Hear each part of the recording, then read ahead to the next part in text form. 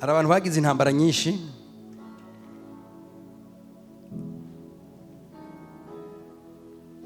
bafite inkuru nziza.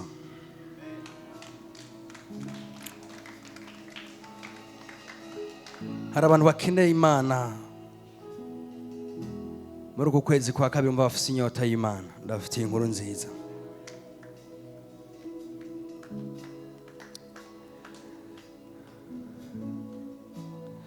Abantu bari muri confusion, ndabafite inkuru nziza.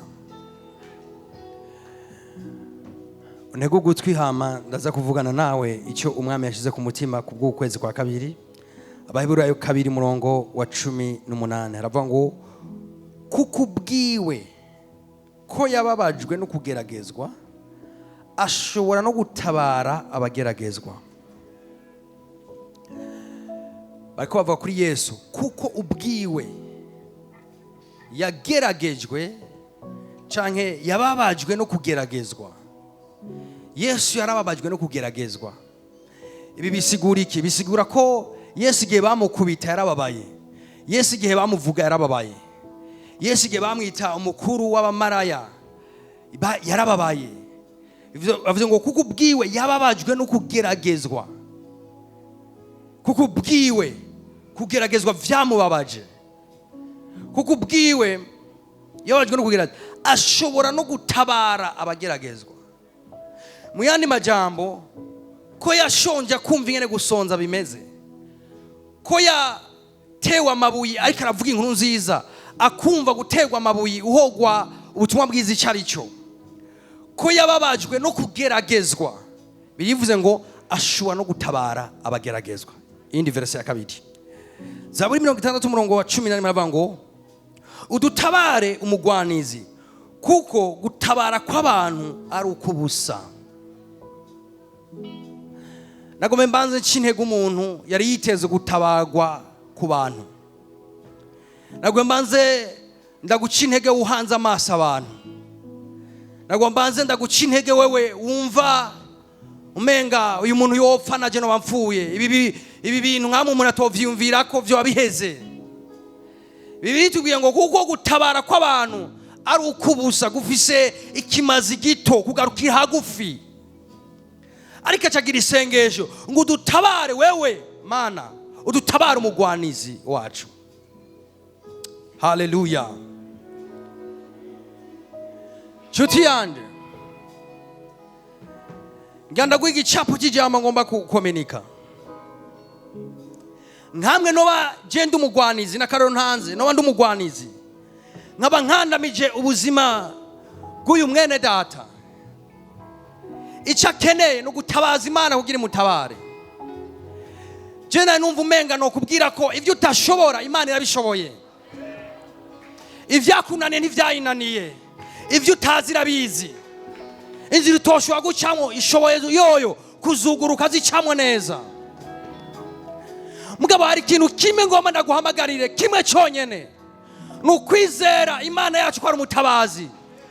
Nagomba ntangariza ishengero mwese muri hano hantu, uku kwezi kwa kabiri ni ukwezi ko gutabagwa n'Imana. Uku ni ukwezi ko gutabagwa n'Imana.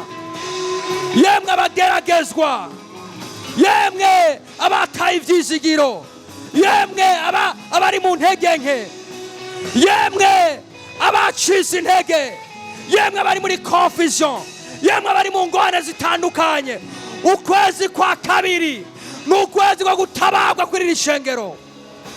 Ni ukwezi ko gutabagwa kuri twebwe. Ni ukwezi ko gutabagwa ku miryango yacu. Ni ukwezi ko gutabagwa ivyatwopresheje, ivyatudominye, ivyatunesheje. Ukwezi kwa kabiri ni ukwezi ko gutabagwa kuri ubu bwoko, kuri iri hanga. Iri jambo ni specific kuri twebwe. Iri jambo rihagaze kuri twebwe gusa. Iri jambo ni gifamiye gusa kuno kwezi. Iri jambo ni ryacu, ni igiwacu, ni igimana yaduhaye. Genda no kukwizera. Fata kanya senga. Nyumviriza, imbere yuko dusenga tubandanya dusenga, abahizi muri kuno kwezi n'abantu bazoshobora gupuratika iri jambo ryo muri Yeremiya 33:2. Havuga riti uhoraho abikora, uhoraho abirema. Twese tuvuga ati Imana yanje niyibikora.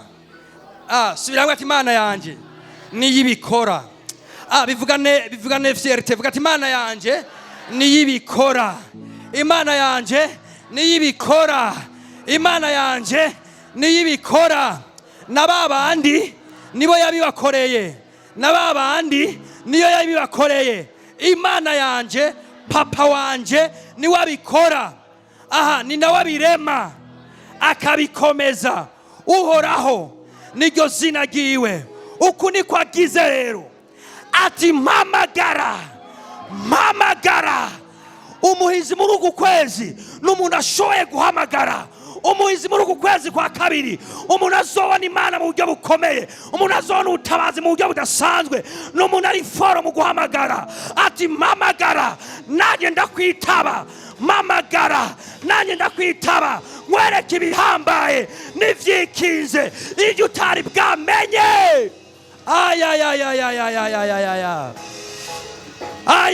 Birakomeye.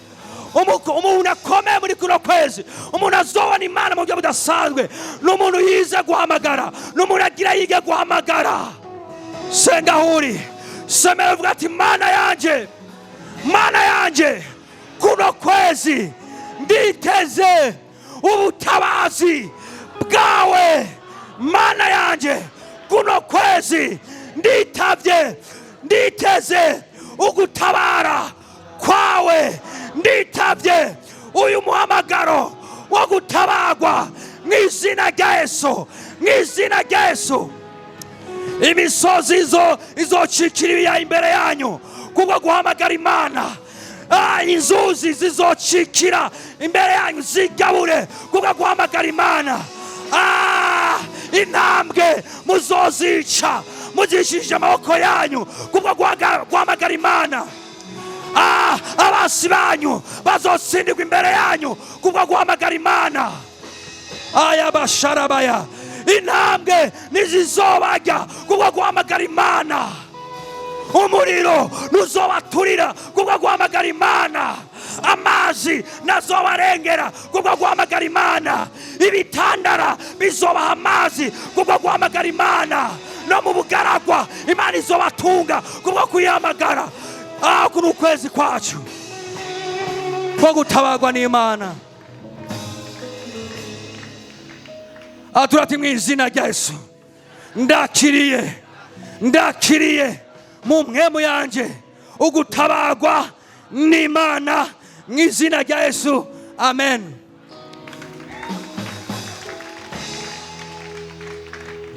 Gira mugenzi wawe tuku kwezi nzogushingira intahe ubutabazi bw'Imana. Abantu bizera bavuga ati uku kwezi nzogushingira intahe kuko iri jambo riranyerekeye. Uku kwezi nzogushingira intahe ugutabagwa n'Imana. Amen.